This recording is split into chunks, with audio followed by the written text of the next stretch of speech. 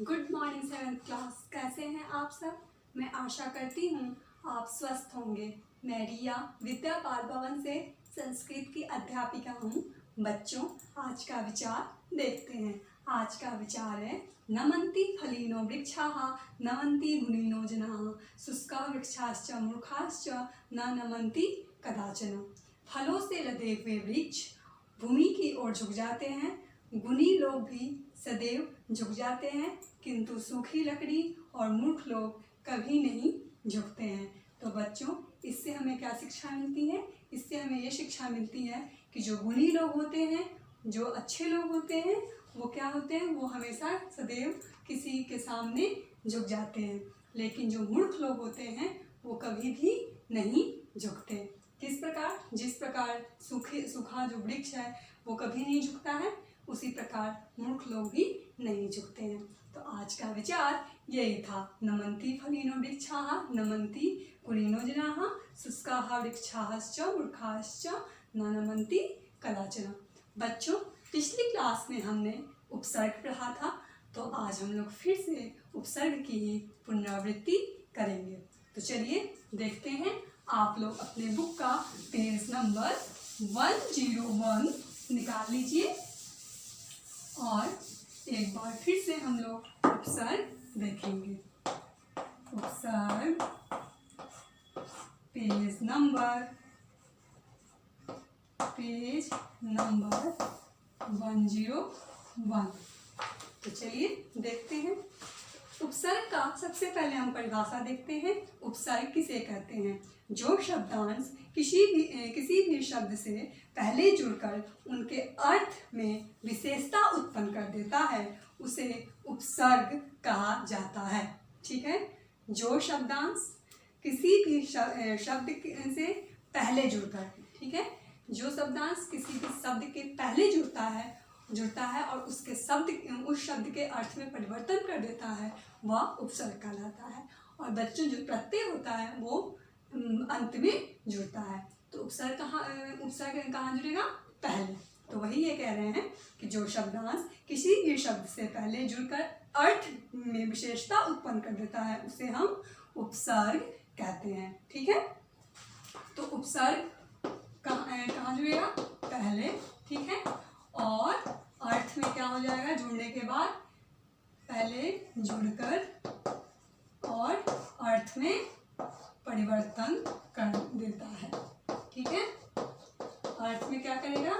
परिवर्तन।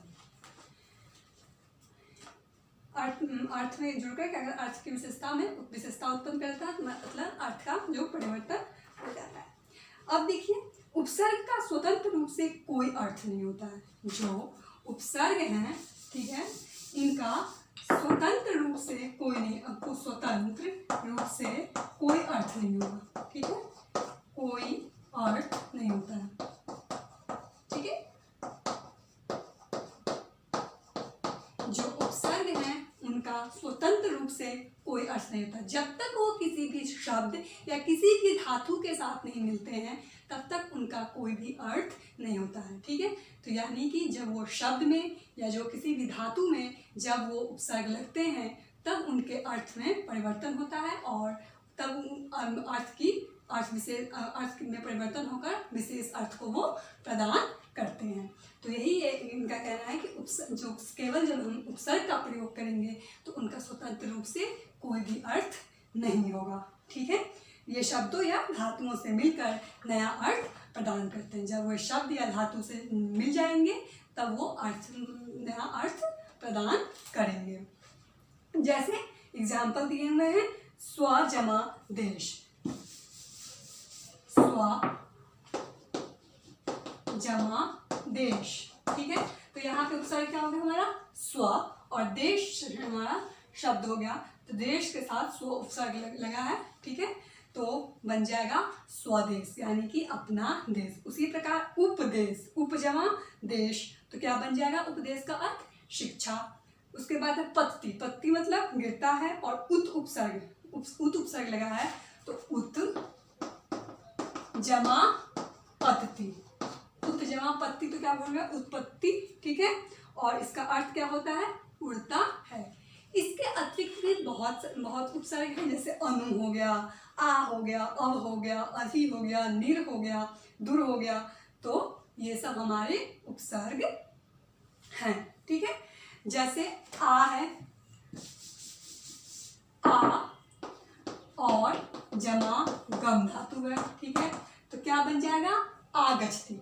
जो गम धातु है वो गच्छ में परिवर्तित होगा। ठीक है, तो क्या हो जाएगा, गम गच्छ में हो जाता है परिवर्तित होके, तो क्या हो जाएगा हमारा आगच्छति। क्लियर। इसके बाद है दुर्बल। दुर्बल में कौन सा उपसर्ग का प्रयोग हुआ है, दुर उपसर्ग का, और उसके साथ बल शब्द का प्रयोग किया गया है। अब हमने पिछली क्लास में बच्चों पूरा जो उपसर्ग था हमने वो पढ़ा था, उसका अर्थ पढ़ा था, फिर उससे हमने क्या किया था, उस उपसर्ग के साथ हमने शब्द धातु को जोड़कर हमने रूप बनाया था। तो बच्चों एक बार हम लोग पुनः उसको देखते हैं। सबसे पहले है प्र। प्र का अर्थ क्या होता है, अधिकता। ठीक है, प्र अधिकता के अर्थ में हम प्रयोग करेंगे, और इसके साथ जो एग्जाम्पल आपका दे रखा है वो है प्र जमा वद धातु। ठीक है, प्र जमा वद धातु, तो क्या बन जाएगा, प्रवदति। ठीक है, तो ये तो था हमारा प्रवदति, हमारा वद धातु से बना है, धातु का था। अब अगर हमें किसी शब्द से बनाना है तो क्या बन जाएगा, जैसे कि प्रकाश है, तो प्रकाश में भी क्या होगा, प्र उपसर्ग का प्रयोग होगा। ठीक है, इसके बाद है प्रयत्न।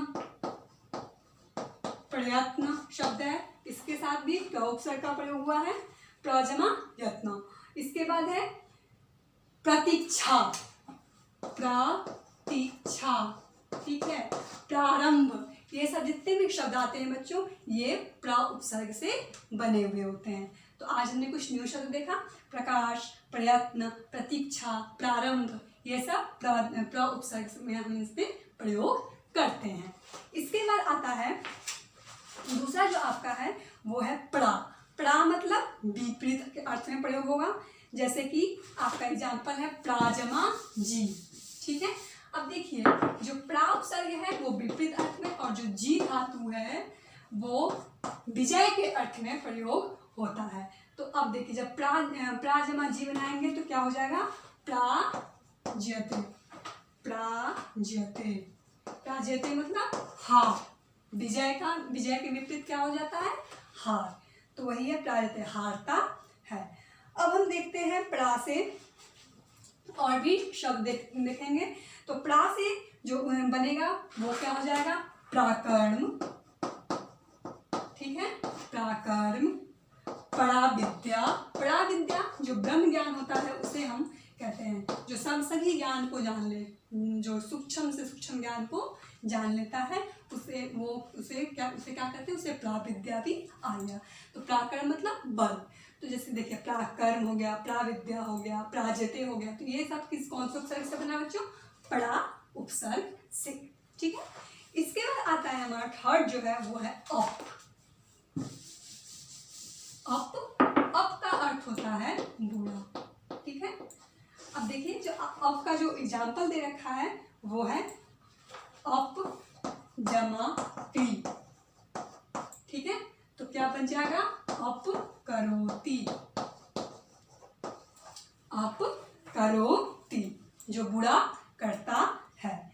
इसके अतिरिक्त है अप का और भी देखते हैं, बुरा अर्थ होता है, तो अप जमा टी अप करोति। अप करोति का अर्थ क्या हो जाएगा, जो बुरा करता है। इसके अतिरिक्त जो अप का एग्जाम्पल है वो हो गया अपशब्द, अपशकुन। ठीक है, अपशब्द, अपशगुन, अपशकुन। ठीक है, तो ये सब हमारा किससे बन गया, अप उपसर्ग से। ठीक है, अपशब्द हो गया, अपशब्द, ये सब भी क्या हो गया, अपशब्द। जो हम अगर किसी को बुरा बोलते हैं तो वो भी क्या, बुरे के अर्थ में हम प्रयोग कर रहे हैं। अपशगुन जो अच्छा ना हो हमारे लिए, तो उससे हम क्या करते हैं, अपशगुन हो गया। ठीक है, जो अच्छा कोई कार्य हमारा नहीं होता है तो ये इस कार्य में अपशगुन, कुछ बुरा हो जाना, तो उससे हम कहते हैं अपशगुन हो गया। तो बुरे के अर्थ में ये दोनों शब्द प्रयोग हो रहे हैं। इसके बाद आ रहा है आपका सम। ठीक है, सम का अर्थ होता है साथ मिलकर। ठीक है, क्या होगा? साथ मिलकर। अब देखिए सम साथ मिलकर। इसके बाद इसका जो एग्जाम्पल दे रखा है वो है सम जमा वद धातु। तो क्या बन जाएगा बच्चों? संवदती। संवदती। अब संवदती का अर्थ क्या होता है? जो संवाद करता है। ठीक है, क्या होगा अर्थ? संवदती का जो संवाद करता है। अब देखिए संवाद से क्या बन जाएगा? सम से और जो शब्द बने होंगे वो कौन कौन से हो जाएंगे? संकल्प, संकल्प, संस्कृत। ठीक है, संस्कृत। तो ये सब शब्द किससे बने हैं? सम उपसर्ग से। इसके बाद है आपका अनु। अनु का अर्थ होता है अच्छी तरह। क्या होगा? अनु का अर्थ अच्छी तरह। तो अनु जमा चर है आपका। अनु जमा चर।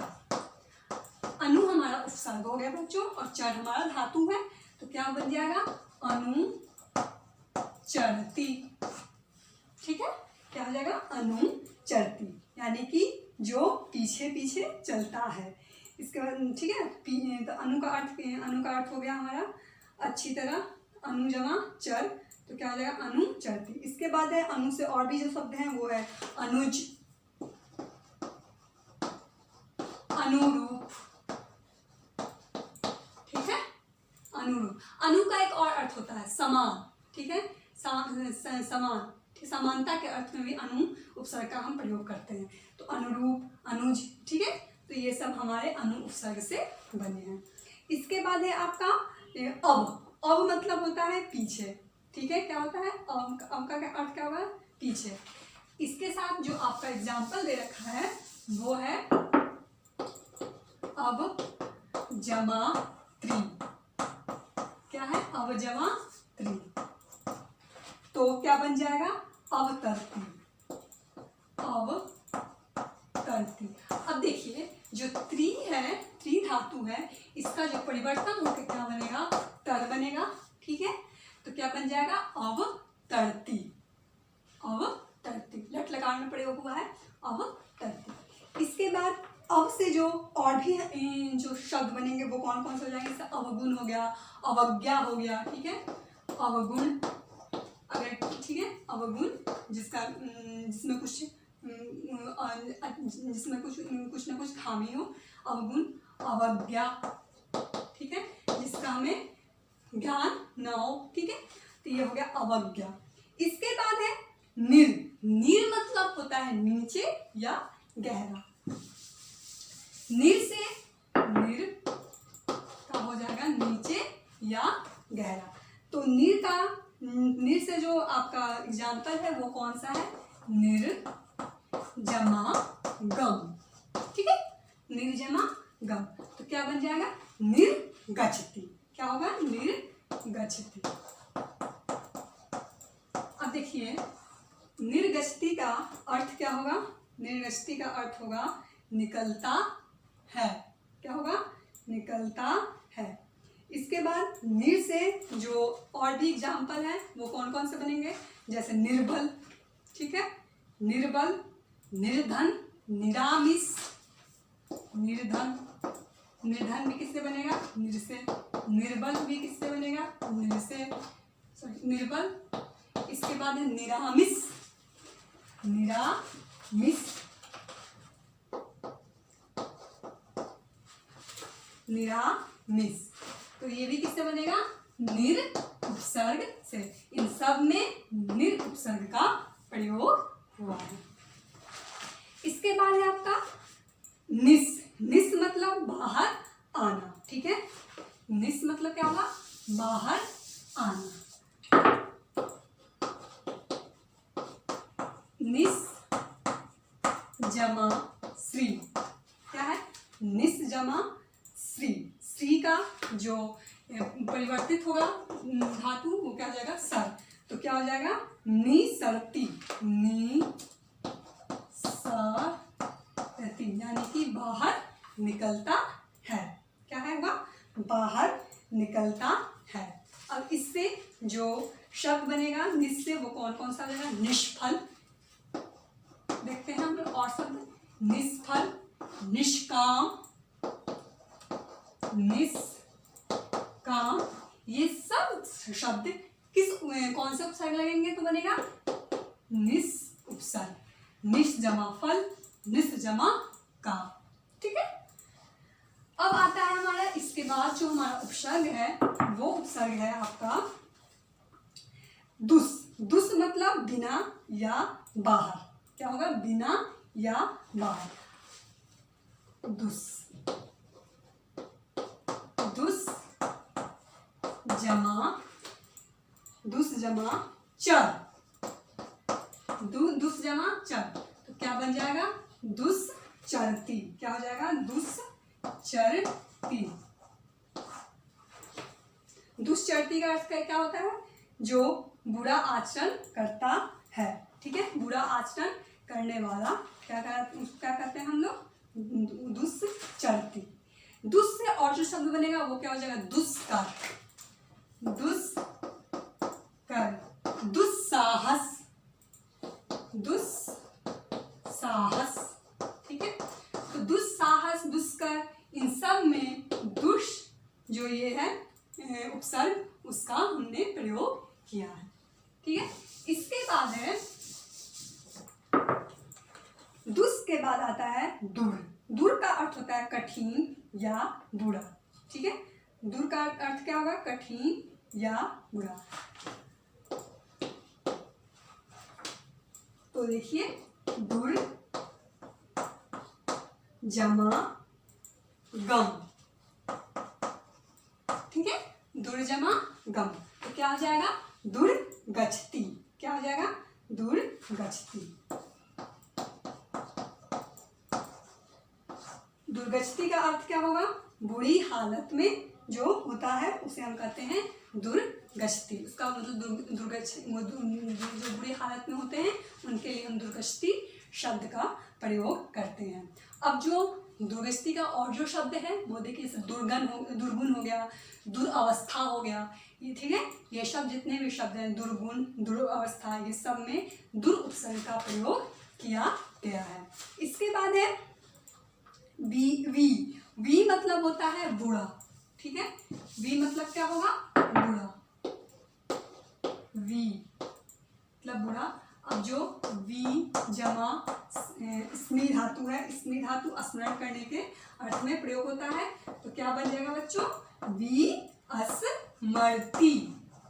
ठीक है, तो वी स्मृति में वी धातु वी उपसर्ग स्मी धातु का प्रयोग हुआ है, और जब हम इन दोनों को जोड़ेंगे तो क्या बन जाएगा? वी स्मृति।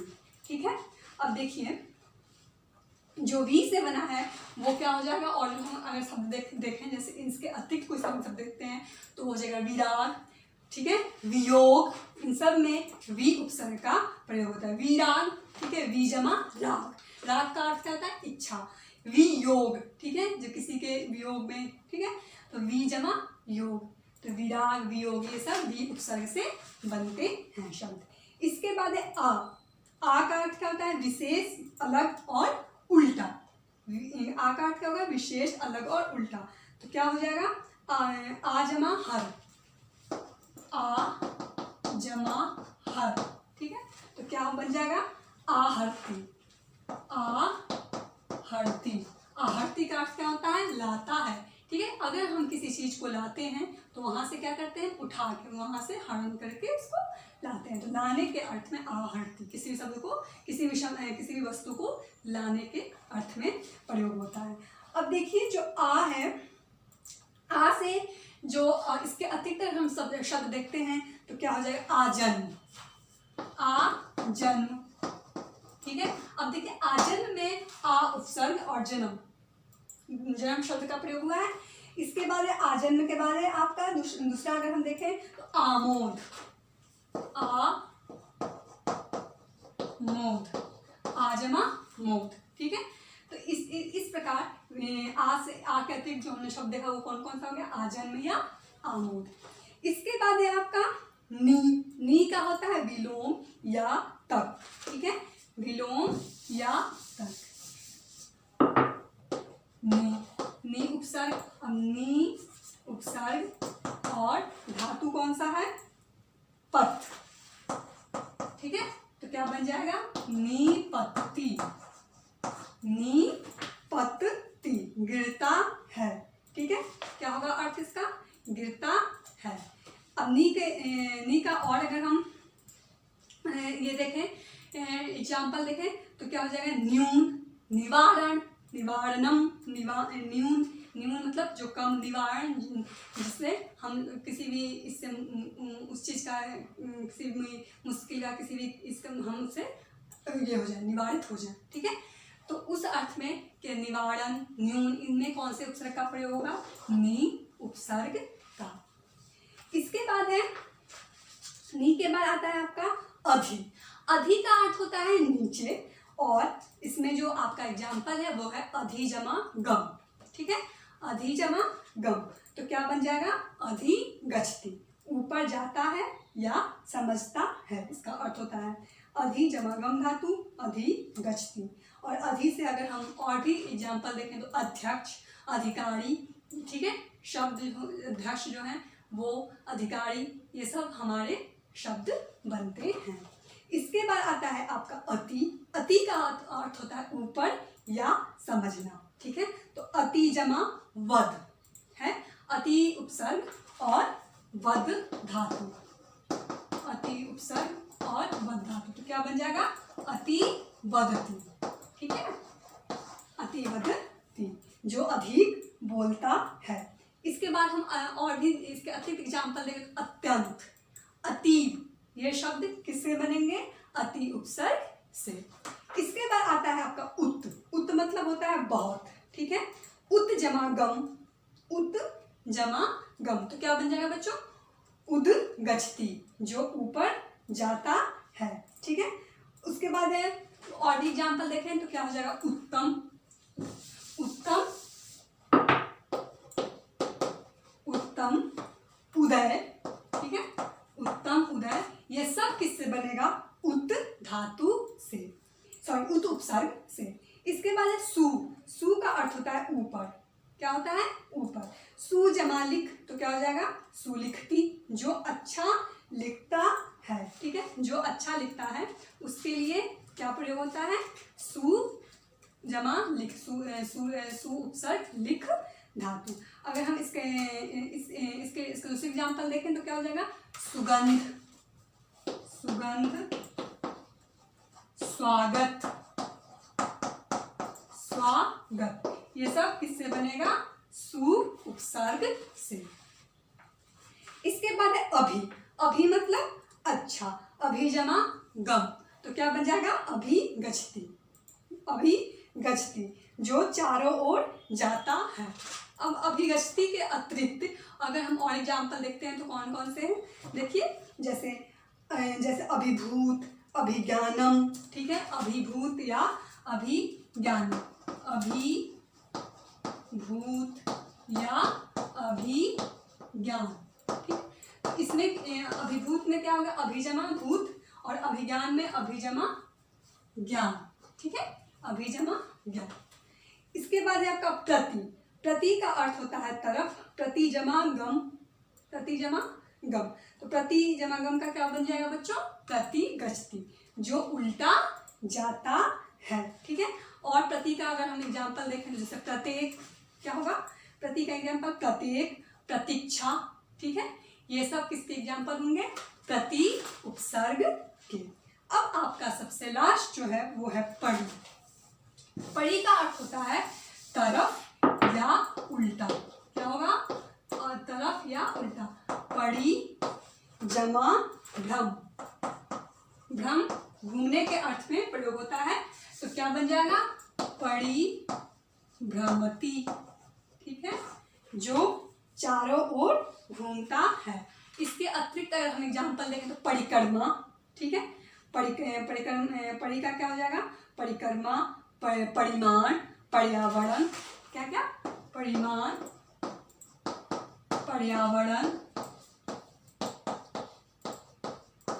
परिक्रमा, इन सब शब्दों में परि उपसर्ग का प्रयोग होगा। ठीक है, तो बच्चों मैं आशा करती हूँ कि आपको बहुत अच्छे से उपसर्ग समझ में आया होगा। ठीक है, हमने 2 क्लास में बहुत अच्छे से पढ़ाई से आज मैंने पूरा आपको पुनरावृत्ति कराया, तो और भी मैं दूसरा एग्जाम्पल भी देके आपको उपसर्ग को समझाऊंगी। तो बच्चों मैं आशा करती हूँ कि आपको बहुत अच्छे से समझ में आया होगा। अगर कोई भी डाउट है तो आप क्वेश्चन जरूर पूछिएगा। तो आज का जो होमवर्क है उसे आप लोग नोट डाउन कीजिए। आज का होमवर्क है उपसर्ग का अर्थ। ठीक है, पिछली क्लास में हमने क्या पढ़ा था, क्या मैंने होमवर्क दिया था आपको? उपसर्ग का प्रयोग करके उदाहरण करना था। आज का जो होमवर्क है वो है उपसर्ग का अर्थ। जो भी जितने भी उपसर्ग हैं सभी का आप लोग अर्थ लिखेंगे, फिर क्या करेंगे, उसका उदाहरण सहित उसका उदाहरण लिखेंगे। उदाहरण, ठीक है, उदाहरण सहित नोटबुक में करें। ठीक है, उपसर्ग का अर्थ लिखिएगा। पहले उपसर्ग लिखेंगे, फिर उपसर्ग का अर्थ, और फिर उपसर्ग जमा जो भी धातु या शब्द है वो, और इक्वल टू जो शब्द होगा वो, और उसका अर्थ लिखना है आपको अपने नोटबुक में। तो भैया उपसर्ग का अर्थ एवं उदाहरण सहित नोटबुक में आपको करना है। तो आज का होमवर्क यही था। Okay class, thank you, have a nice day.